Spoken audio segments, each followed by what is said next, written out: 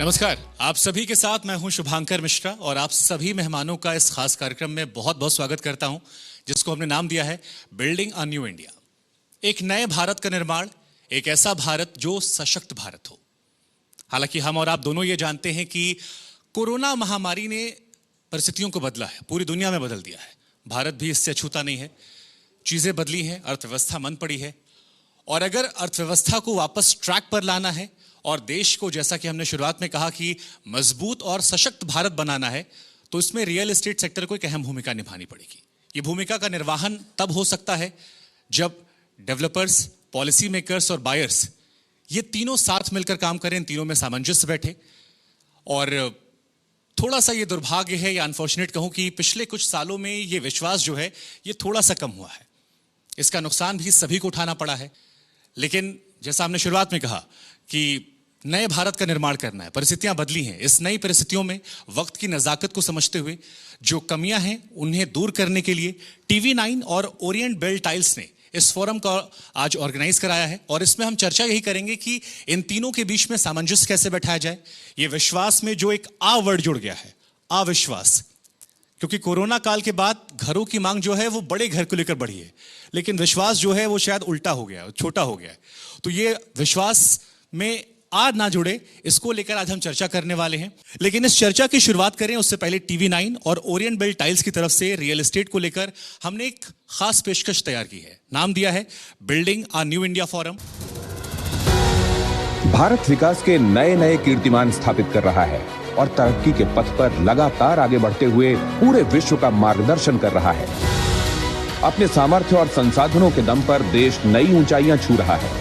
देश के इस नव निर्माण की नींव और मजबूत हो, ये सुनिश्चित करने के लिए TV9 भारतवर्ष और ओरिएंट बेल लेकर आए हैं एक अनोखी पहल, बिल्डिंग अ न्यू इंडिया। इसमें हमारा साथ दे रहे हैं देश के दिग्गज बिल्डर्स और रियल एस्टेट सेक्टर से जुड़ी जानी मानी हस्तियां, जिससे सेक्टर से जुड़े सभी मुद्दों पर विस्तार से चर्चा हो सके और न्यू इंडिया का सुनहरा सपना सच किया जा सके।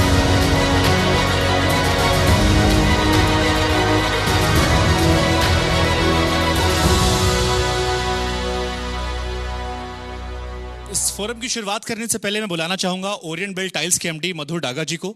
सर आप आइए और मैं चाहता हूं कि शुरुआत आपसे करें, आप अपनी राय रखिए। This is our episode 3, this is our step 3 of this initiative with TV9. तो ये जो हमारा initiative है, this is a first of its kind actually. Objective ये है कि real estate influencers, builders हों, developers हों, architects, interior designers, but also with policy makers, हम साथ आएं और हम डिस्कस करें what are the issues that matter. क्योंकि ये इश्यूज हैं, अपॉर्चुनिटीज हैं, कंसर्न्स हैं, जो भी आज हम इस रूम में डिस्कस करेंगे, at the end of the day मेरा मानना है कि ये कस्टमर को अफेक्ट करेगा। It affects the end customer. और बिल्डिंग अ न्यू इंडिया है, जो न्यू वर्ड है, ये न्यू बिना इनोवेशन के नहीं हो सकता है। And Orient Bell has a lot of pride in being a consumer centric company. तो अगर हम कंज्यूमर्स के साथ रहेंगे, if we are able to talk about things that ultimately affect the end customer, then we can drive real innovation. Innovation के बहुत भाग हैं, we do a lot of work with innovation. लेकिन एक चीज़ जो मैं आज हाईलाइट करना चाहता हूँ ओरिएंट बेल के बारे में, one of the areas that we put lot of emphasis on is how do we make tile selection, tile buying as easy as possible, as convenient as possible. आजकल convenience और instant gratification का ज़माना है। आप चाहे movie ticket लें, taxi book करें, there are many example, shopping करें, everything is easy and convenient. क्या टाइल बाइंग इतना ईजी है? क्या टाइल सिलेक्शन इतना ईजी है? नहीं है तो हम क्या कर सकते हैं? So the objective is to be able to make this easier for customers. To me innovation का ये बहुत बड़ा भाग है। तो हमारे जो पहले 2 एपिसोड्स हुए थे, we had some wonderful discussions. आज भी मैं यही होप करूंगा and I am sure there will be some great discussions. भरोसे की सबसे बड़ी जिम्मेदारी जो है उस पर है जिसने पॉलिसी बनाना शुरू किया है। तो बलविंदर सर, सबसे पहला सवाल तो मेरा आपसे यही है कि परिस्थितियां बदली हैं, बहुत सारी उम्मीदें हैं और इन उम्मीदों के साथ साथ देश को भी उम्मीदें हैं, क्योंकि जितना आप ग्रो करेंगे उतना ज़्यादा देश ग्रो करेगा। ऐसे में सबसे बड़ी जिम्मेदारी अगर आप पे है तो ये जो भरोसा है पॉलिसी डेवलपर्स की बात की जाए या बाकी तीनों में सामंजस्य बिठाने का, इसके लिए क्या कदम उठाए जा रहे हैं? क्या सोच आपकी है कि कैसे ये भरोसा वापस आए और जिस नए भारत की हम बात कर रहे हैं उसकी परिकल्पना पूरी हो सके? मैं शुरुआत इस बात से करना चाहूँगा कि आपने ये कहा कि थोड़े से विश्वास की कमी हुई है, बट मुझे लगता है कि किसी तरह का कोई विश्वास जो है काफ़ी लंबे टाइम तक नहीं रहा। खासकर 2008-9 के बाद जब ये क्राइसिस स्टार्ट हुआ, हम देखते हैं कि इंडिया की जो वर्स्ट पॉकेट है वो है एनसीआर, नेशनल कैपिटल रीजन, और उसमें भी खास पॉकेट जो है वो नोएडा, ग्रेटर नोएडा, गाज़ियाबाद है। कारण मुझे लगता है कि ज़्यादातर को मालूम होगा कि कुछ पॉलिसीज़ इस तरीके की रही स्टेट गवर्नमेंट की और डेवलपमेंट अथॉरिटीज़ की कि ये क्राइसिस जो है वो बढ़ना स्टार्ट हुआ 2008-2009 के बाद, और फिर ये पीक पे पहुंचा 2014-15 के अंदर। और फिर जब ये देखा कि स्थिति बहुत ज़्यादा ख़राब हो गई है, लाखों घर जो है वो खाली पड़े हुए हैं और बायर्स को जो है वो पोजीशन नहीं मिल रहा, बिल्डर्स जो हैं बहुत बड़ी संख्या में जो है वो या तो भाग गए या कुछ क्रिमिनल केसेस में इन्वॉल्व हो गए। तो सरकार ने महसूस किया कि इसके अंदर एक लेजिस्लेटिव फ्रेमवर्क के अंदर जो है ये रियल एस्टेट आना चाहिए, और उसी को ध्यान में रखते हुए जो है वो रेरा आया है। करीब 3 साल से ऊपर हो गए हमको यहाँ पर काम करते हुए। यूपी के अंदर अगस्त 2018 को हमने जो है वो कार्यभार संभाला था, और लगातार हम जो है वो केसेस की सुनवाई कर रहे हैं। और आपको जान के ताज्जुब होगा कि करीब 40,000 केस हम अभी तक जो है वो डिसाइड कर चुके हैं, और पूरे इंडिया के 40% कंप्लेंट्स जो है जो बायर्स की हैं वो एनसीआर से रिलेटेड हैं, यूपी एनसीआर से रिलेटेड हैं। टू बी प्रिसाइज करीब 39,600 कंप्लेंट्स जो है वो फाइल हो चुकी है, और हमने ज़्यादातर का निस्तारण किया है। तो अब आपके जो प्रश्न है कि ये कैसे विश्वास को कम किया जा सके, वो विश्वास कम करने के लिए रेरा का काफ़ी ठीक भूमिका जो है इस बीच में रही है। और अब फॉर्चुनेटली अब हाल में जो है मार्केट भी इम्प्रूव हुई है, और बिल्डर्स ने, मैं कहूँगा कि बहुत अच्छा मतलब उदाहरण पेश किया है, और उन्होंने एक अच्छे फ्रेमवर्क के तहत जो है अपने प्रोजेक्ट्स को कंप्लीट किया है। और ज़्यादातर प्रोजेक्ट्स जो एनसीआर के अंदर जो फंसे हुए थे बुरी तरीके से, वो ज़्यादातर जो है अब करीब 70-80% प्रोजेक्ट्स जो है या तो कंप्लीट हो चुके हैं या कंप्लीट हो रहे हैं, और बायर्स जो सालों साल वेट कर रहे थे अब उनको पोजीशन मिल रहा है।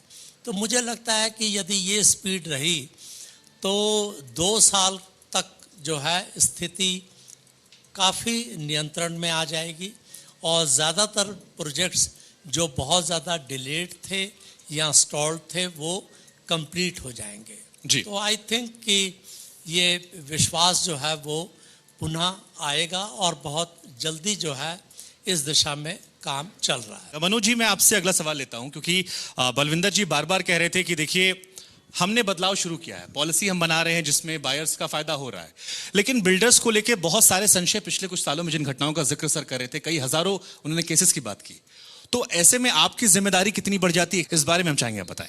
मैक्सिमम जो समस्या आज भी आप देख रहे हैं वो प्रोजेक्ट हैं जो 2016 रेरा के रिजीम से पहले जो शुरू हुए, वो कहीं ना कहीं जो है किसी ना किसी वजह से जो है वो फाइनेंशियल या अप्रूवल्स या किसानों के प्रदर्शन, लैंड की एक्विजिशन, उसमें कुछ पार्ट डेवलपर्स का भी रहा कि वो इतना जो है एंटिसिपेट नहीं कर पाए कि वॉल्यूम को कितना आगे ले जाना और उसको कंप्लीट कैसे करना है। बहुत सारे नए लोग भी इस फील्ड में एंटर हो गए जिनको कोई एक्सपीरियंस नहीं था इसके अंदर, क्योंकि कोई एंट्री बैरियर नहीं था। 2016 के बाद अब एक ऐसा एंट्री बैरियर आ गया है कि until and unless you have all approvals, until and unless you have land के ओनरशिप, जब तक आपका नहीं है तब आप एक चेक भी जो है किसी से जो नहीं ले सकते। तो that makes a real difference. आज की डेट में अगर कोई आदमी प्रोजेक्ट शुरू कर रहा है तो उसको पहले दिन से उसकी फाइनेंशियल क्लोजर पहले दिन से उसे पता है उसे कैसे करना है, कुछ भी हो जाए टाइमली कंप्लीट करना है, हर 3 महीने के अंदर अपने सारे अकाउंट्स और कलेक्शन जो है रेरा के अंदर अपलोड करने। आप भी अभी देखेंगे 2016 के बाद जितने प्रोजेक्ट शुरू हुए हैं उसमें ऐसी प्रॉब्लम नहीं है, क्योंकि अब एक ऐसा लॉ जो कि 90% जो है बायर्स को फेवर करता है जो है वो एक है, और उसको इम्प्लीमेंट करने की एक बहुत अच्छी टीम जो है हमारे पास है। रेरा के आने से बाद इनफैक्ट डेवलपर्स का विश्वास बढ़ा है, क्योंकि आज की डेट में अगर आदमी केवल एक ऐड देखता है कि वो रेरा नंबर उसके पास है उस प्रोजेक्ट में लिखा हुआ जो कि मैंडेटरी भी है, तो वो समझता है कि मेरे अलावा एक जुडिशियल बॉडी, एक गवर्नमेंट बॉडी भी बैठी है जिसने सारे अप्रूवल देखे हैं, और मैं आज बुक कराता हूँ तो उसको टाइमली कंप्लीट कराने की जिम्मेवारी भी वो बॉडी लेती है, प्लस मनी डाइवर्ट कहीं और नहीं होगा इसकी जिम्मेवारी भी लेती है।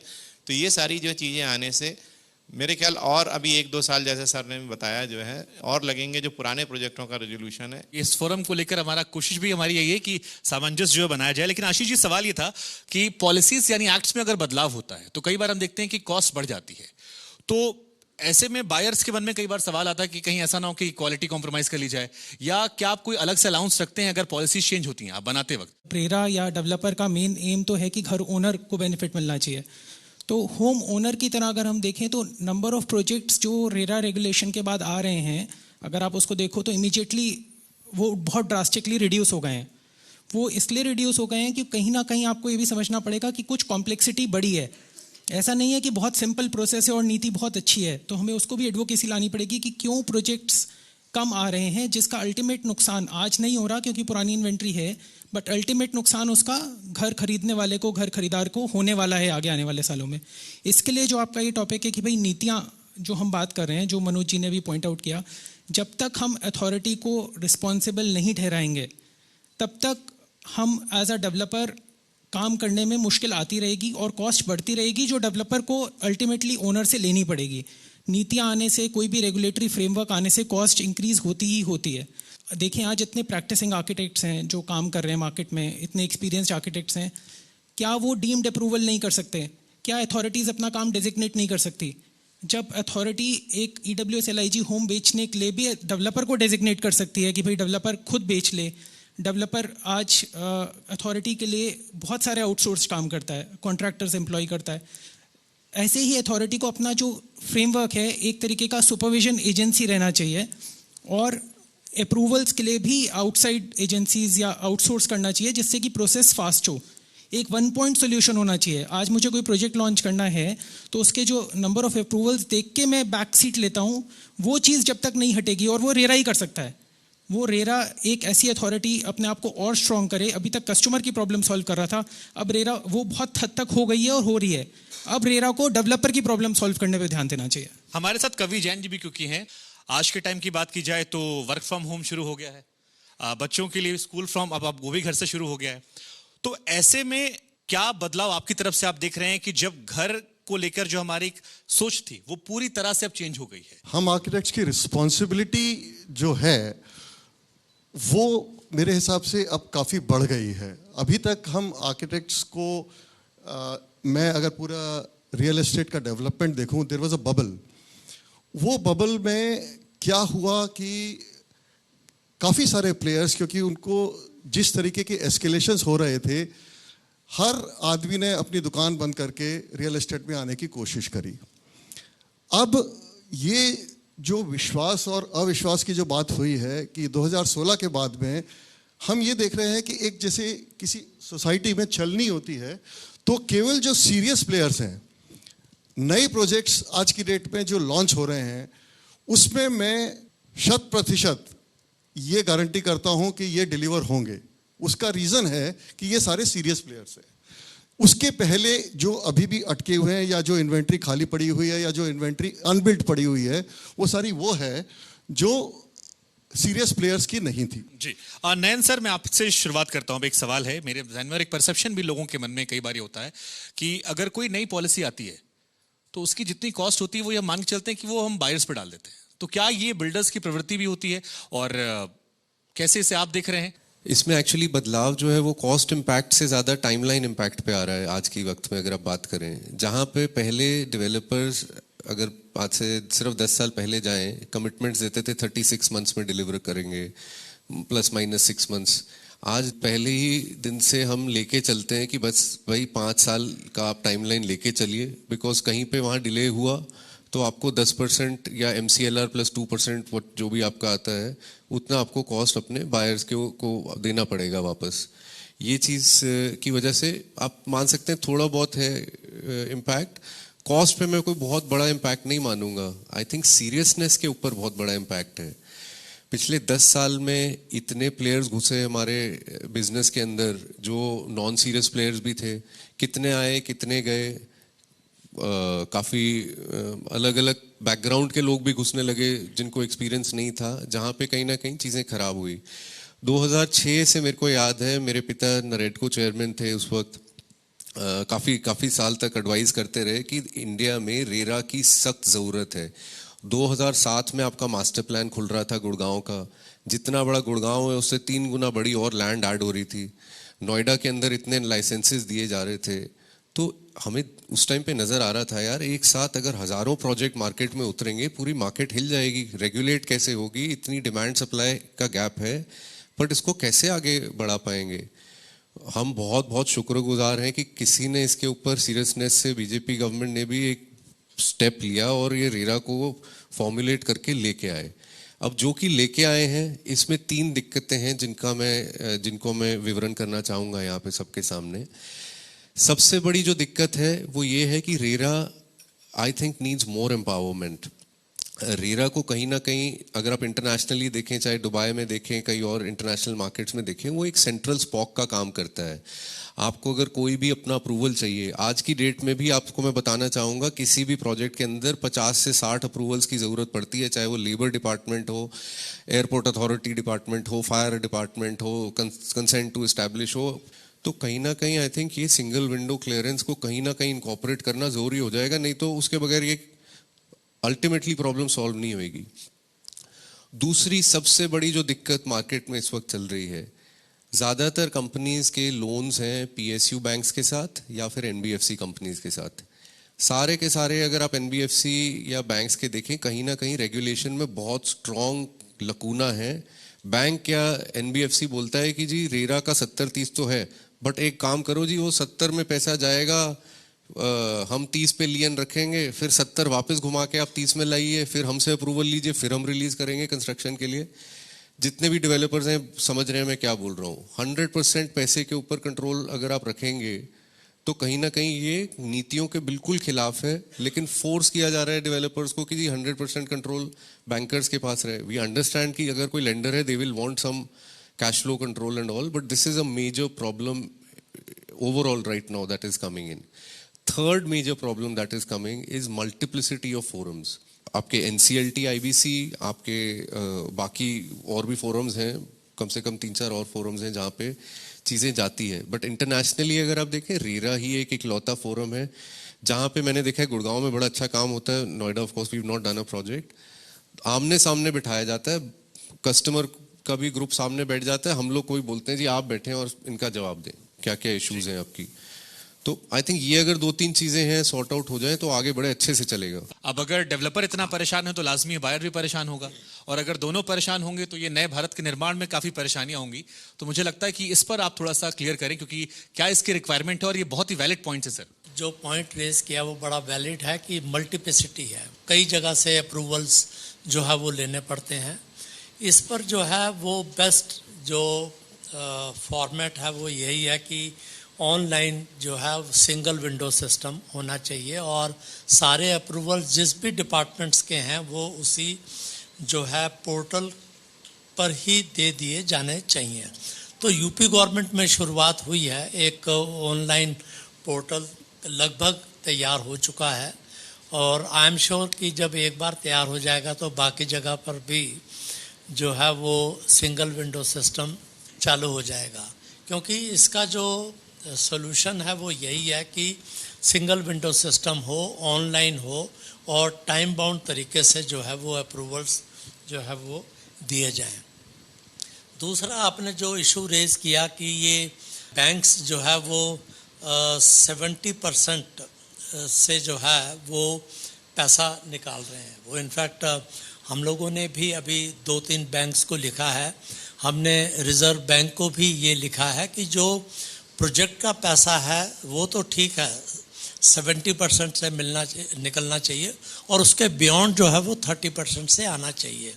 तो we have taken up this issue with Reserve Bank of India so that they can issue guidelines to banks कि वो बैंक्स जो है वो 70% से ही पैसा लें और 30% जो है वो सारा फंड जो है वो डेवलपर के पास अवेलेबल रहे फॉर अदर देन प्रोजेक्ट्स। तो ये हम लोगों ने टेकअप किया है। तीसरा जो इशू रेज किया है मल्टीप्लिसिटी ऑफ एजेंसीज, यस ये बात सही है। हालांकि पहले प्रॉब्लम ज़्यादा थी एनसीआर में, हमने देखा कि हर बायर जो है वो अपने बिल्डर को जो है वो एनसीएलटी ले जा रहा था। फिर बाद में सुप्रीम कोर्ट के अमेंडमेंट के बाद जब वो 10% की जब लिमिट हुई, अब उससे काफ़ी जो है वो रिस्ट्रिक्ट हो गए। अब ज़्यादातर केसेस मुझे लगता है कि अब वो रेरा में ही आ रहे हैं और थोड़े बहुत जो है वो एनसीएलटी में जा रहे हैं जहाँ पर कि अमाउंट ज़्यादा है, से कॉन्ट्रैक्टर्स का है या और किसी इंस्टीट्यूशंस का पैसा है, तो वो जा रहे हैं इंसॉल्वेंसी आईबीसी का रूट ले रहे हैं, otherwise they are coming to RERA. धीरे धीरे करके हम ये देख रहे हैं कि technology doesn't need to be expensive.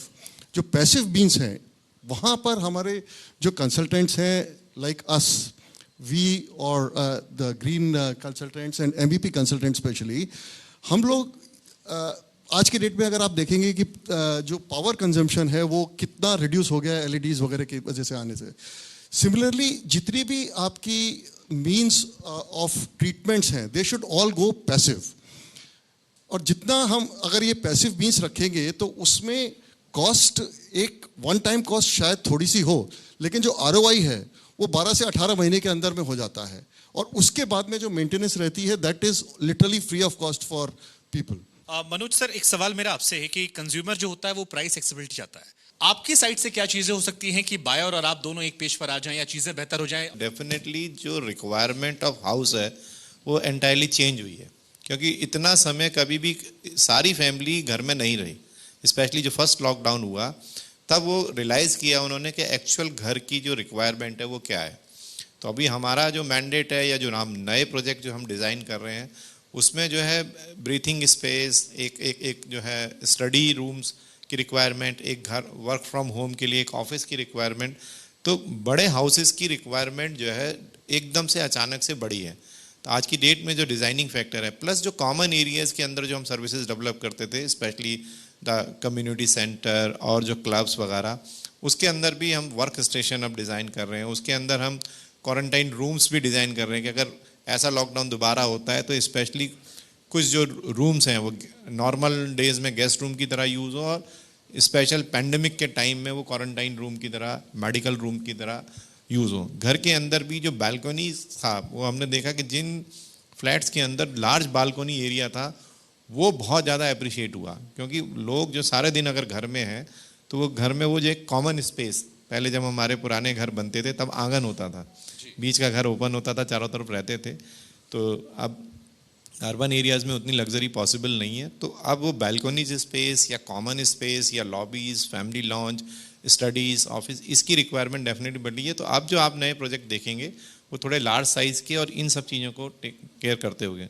Technology definitely, अब सब लोग, time is essence, time is money, technology में बहुत चेंज हुआ है। We our company also invested more than 150 crore rupees in technology only.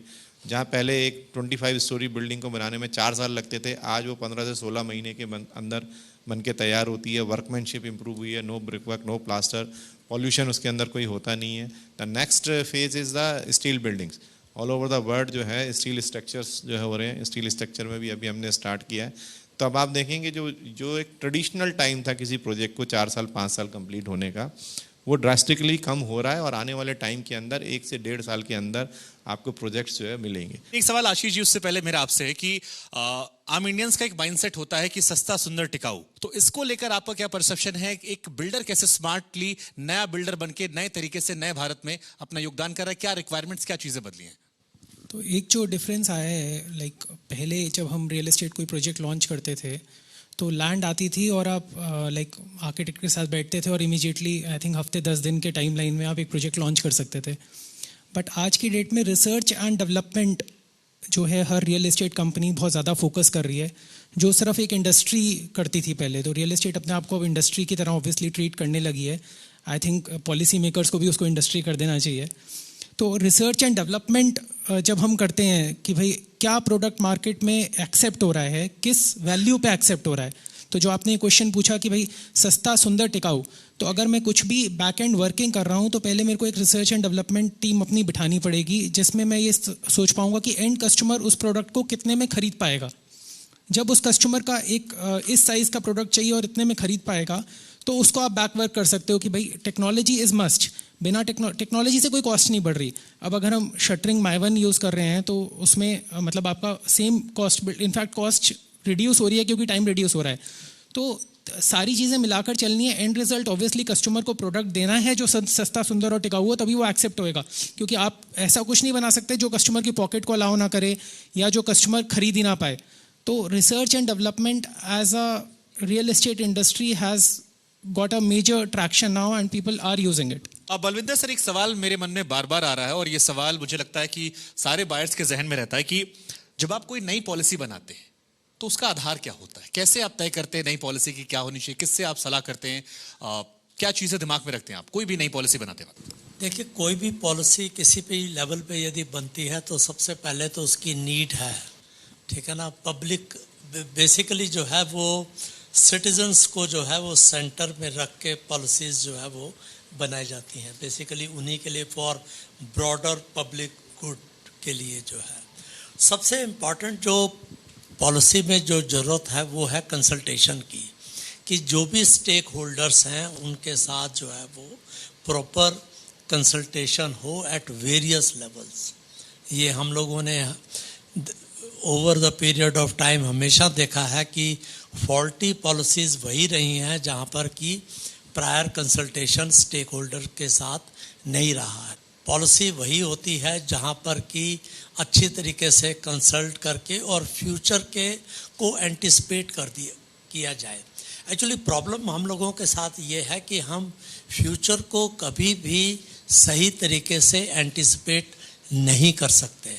चाहे हम अपनी पर्सनल लाइफ ले लें, सोसाइटी ले लें, नेशनल लेवल देखें, ग्लोबल लेवल पे देखें, हम फ्यूचर को कभी भी एंटिसिपेट नहीं कर पाते। वरना ये क्लाइमेट जो चेंज की प्रॉब्लम है ये थोड़ा होती, यदि हमने पहले ये सोचा होता कि अल्टीमेटली जो है वो ये होगा। तो सेम चीज़ जो है वो पॉलिसी के ऊपर भी है। And I think broader consultation is the backbone for good policy. बिल्कुल सर, और इसी पॉजिटिव नोट से मैं कुछ और मेहमानों सवाल ले लेता हूं। मधुर सर, इस चर्चा से आपका एनालिसिस क्या निकलता है? क्या चीजें हम बेहतर कर सकते हैं उस नए भारत के लिए, उस सशक्त भारत के लिए, और आपकी कंपनी ने इन पॉलिसीज को कैसे अडॉप्ट किया?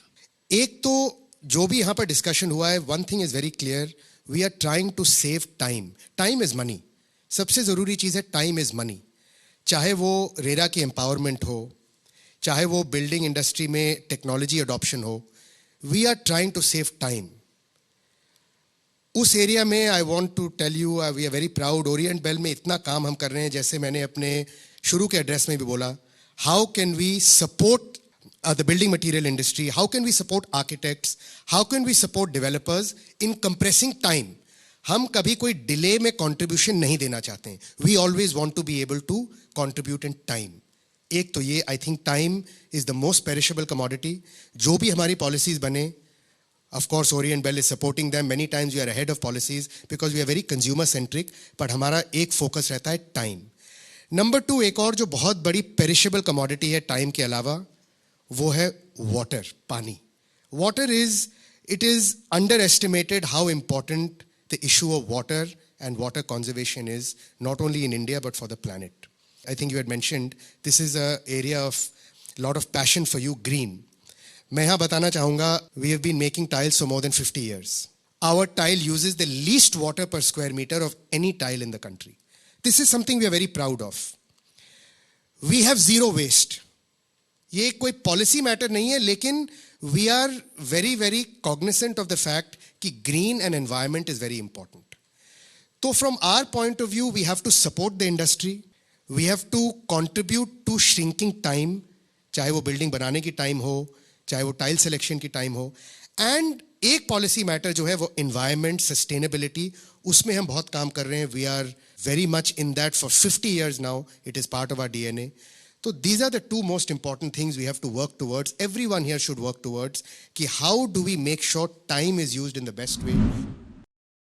नेक्स्ट क्वेश्चन जो है Arun Sahay sir, VP Builders Association of India. किस तरह के घर जो है उनकी डिमांड ज्यादा है? अफोर्डेबल हाउस, लग्जरी हाउस या मिड वाले? We have to really understand what is the volume, where the volume is required, and all said and done, as per my assessment, being in the construction industry for last more than 40 years, I understand कि requirement तीनों ही sector में है, पर affordable housing को अभी cater करना जरूरी है. जो पीछे 4 साल 5 साल से एक मोमेंटम आया, सभी डेवलपर्स ने देखा कि उस सेक्टर में एक रिक्वायरमेंट थी जो कि कैटर हुई भी है in last 4-5 years. So it is a mix and match, and definitely all three sectors have to go together, but it cannot be isolated. कोई भी सेक्टर को आइसोलेट नहीं किया जा सकता. नेक्स्ट क्वेश्चन जो है वो विराज सहाय सर के लिए, CEO Kolansh Construction Private Limited. Real estate sector को अब तक इंडस्ट्री का दर्जा नहीं मिला है, तो ये इसके रिवाइवल के लिए कितना जरूरी है और इसे कितना अनफॉर्चुनेट भी मानते हैं आप कि इसे अब तक इंडस्ट्री का दर्जा नहीं मिला? रियल एस्टेट को इंडस्ट्री का दर्जा मिलना खैर बहुत ही ज़रूरी चीज़ है. And there is a purposeful delay I feel which is being done in this for whatever reason. Industry जैसे बनेगा तो everything will become I would say streamlined, and that will cause ruffles for people who are getting undue advantage from the real estate developers. इसके साथ साथ मैं एक और चीज़ बोलना चाहूँगा जो कि मैं पहले से बात कर रहा था. जैसे कि हमने बात किया काफ़ी कि डेवलपर्स को, बिल्डर्स को, किसी को भी एक टैट दिया जाता है कि आप 5 साल में करोगे, 3 साल में करोगे, ये आपका रिक्वायरमेंट है. Why is that not given to the authority? जो आपके नोएडा अथॉरिटी हैं, गुड़गांव अथॉरिटी हैं, जहाँ की भी अथॉरिटी हैं, आपको पासिंग के लिए एक टाइमलाइन होना चाहिए. उसकी अगर आप डिले कर रहे हो तो जैसे आप बिल्डर्स को रेट कर रहे हो वैसे उनको भी रेट कीजिए जो ब्यूरोक्रेसी में है, जेई से लेके ऊपर जो भी हैं. एक बार उनकी रेटिंग होगी और उनको सॉर्ट आउट किया जाएगा तभी ये स्ट्रीमलाइन होगा. बिकॉज आज के दिन में वो जेई कोई फाइल रोक देगा, वो कुछ और रोक देगा. Everybody knows what happens. So that thing is to be sorted out. The government has to be sorted out better first. Then only the entire thing can be streamlined और इसको इंडस्ट्री बनाया सके और इसको तरतीब से रखा सके. तो राजीव नेहरू सर, एक बहुत सिंपल सा क्वेश्चन जो बात मनोज जी भी कह रहे थे बार बार कि जो पॉलिसीज अभी, क्या वो बिल्डर, इन्वेस्टर या बायर फ्रेंडली हैं? ये बात आप मानते हैं और इस पर आपका कमेंट क्या है? कहीं ना कहीं जो पॉलिसीज विच आर जो आती है मार्केट में, दे आर हाफ बेक्ड. मेरा ये ओपिनियन है. They are not sort, because you have examples abroad. In fact, affordable housing is happening all over the world. In Singapore is doing on a different model. Europe में हो रहा है. तो हमें कुछ वही अडाप्ट करना है, कुछ नई थॉट लगानी है. बट somehow ऐसा लगता है कि जो पॉलिसी आती है वो हाफ बेक्ड है, हाफ थॉट है, एंड बाद में चेंजेस होती है as per the people's consultation. So that's one problem. Second problem is see, ultimately the consumer will not see the builder, he will see his product. So जिसका product होता है वो अगर उसकी क्वालिटी अच्छी नहीं होती है, वर्कमैनशिप अच्छी नहीं होती है, तो they will not blame the component, maybe tile manufacturer और the door manufacturer, they will blame the builder. So builder के लिए वो सबसे बड़ी चैलेंज है, in fact more than approvals, how to deliver a good quality product at a cost, at a profitability. There is no public accountability of the officer. There is no timeline like FIDIC conditional contract. जब जितने भी world bank projects आते हैं तो FIDIC में लिखा होता है कि if there is a delay from any party, contractor, client और consultant, everybody has a timeline and penalisation also. Similarly this should be in approvals.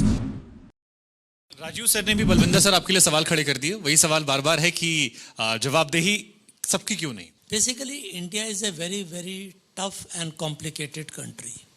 यहाँ पर एक पॉलिसी कभी भी नहीं चल सकती, number 1. Number 2, governance itself is very complicated. Why? Because country and the people, खासकर हमारे यहाँ के जो लोग हैं compare to the western countries, जहाँ के लोग बहुत कॉम्प्लिकेटेड हैं. I can explain but I think time बहुत शॉर्ट है. तो ये जो डिबेट है कि कितना कंट्रोल जो है वो प्राइवेट बॉडीज़ के ऊपर या प्राइवेट इंस्टीट्यूशंस के ऊपर रहना चाहिए और कितना उसको लिबरलाइज किया जाए, ये आई थिंक ये डिबेट बहुत पुरानी है एंड इसके कोई इजी सॉल्यूशंस नहीं है. मालूम है कि ये इंस्टीट्यूशन जो है वो करप्ट है, ये सिस्टम करप्ट है. जैसे फायर का भी एग्जांपल दिया, एनवायरनमेंट क्लियरेंस का एग्जांपल दिया.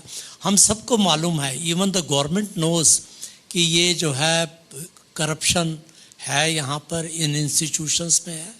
बट द प्रॉब्लम इज़ कि यदि आप थोड़ा सा भी यदि आप लिबरलाइज करते हैं, जो कंट्रोल रिजीम है, लाइसेंसिंग रिजीम है, उसकी इम्प्लीकेशंस जो है वो बहुत हैवी हो सकती हैं. फॉर एग्जांपल फायर का है, फायर की NOC I know how they take, ये हमें बताते रहते हैं कि किस तरीके से है. बट यदि आप थोड़ा सा भी लोगों को डेलीगेट कर देंगे पावर, और उसकी इम्प्लीकेशंस जो है can be very very heavy. और यही वजह है कि ये जो रिफॉर्म्स, अब जिनकी रिफॉर्म्स की ज़रूरत है, थर्ड जनरेशनल रिफॉर्म्स, वो that is why they are very complicated. चाहे आप लेबर ले लो, चाहे आप लाइसेंसिंग ले लो, डिफरेंट कंट्रोल रिजीम ले लो, डेवलपमेंट अथॉरिटीज़ ले लो, नक्शे का ले लो, कि कैसे इनको जो है वो कंट्रोल किया जाए. It is very very difficult. और कोई भी इंस्टीट्यूशन, चाहे वो सरकारी हो, प्राइवेट हो, वो अपने अधिकार जो है, अपनी पावर्स को वो छोड़ना नहीं चाहते. ठीक है, कोई भी डेवलपमेंट अथॉरिटी ये नहीं चाहेगी कि वो जो उसके ऑफिसर्स के पास पावर्स हैं उसको वो डाइल्यूट किया जाए. तो आई थिंक बट जैसे मैंने पहले कहा था कि धीरे धीरे जो है ये रिफॉर्म्स आ रहे हैं और आएंगे. टेक्नोलॉजी जैसे जैसे आती जाएगी, माइंडसेट अपने अपने आप जो है वो चेंज होता जाएगा. और उम्मीद है कि इस वीडियो को जब आप किसी भी सोशल प्लेटफॉर्म के जरिए देख रहे होंगे तो आप भी शेयर कीजिएगा, जानकारियां लोगों तक पहुंचाएगा. और सभी खास मेहमानों का बहुत बहुत शुक्रिया. इसी नोट पर इस चर्चा को समाप्त करते हैं.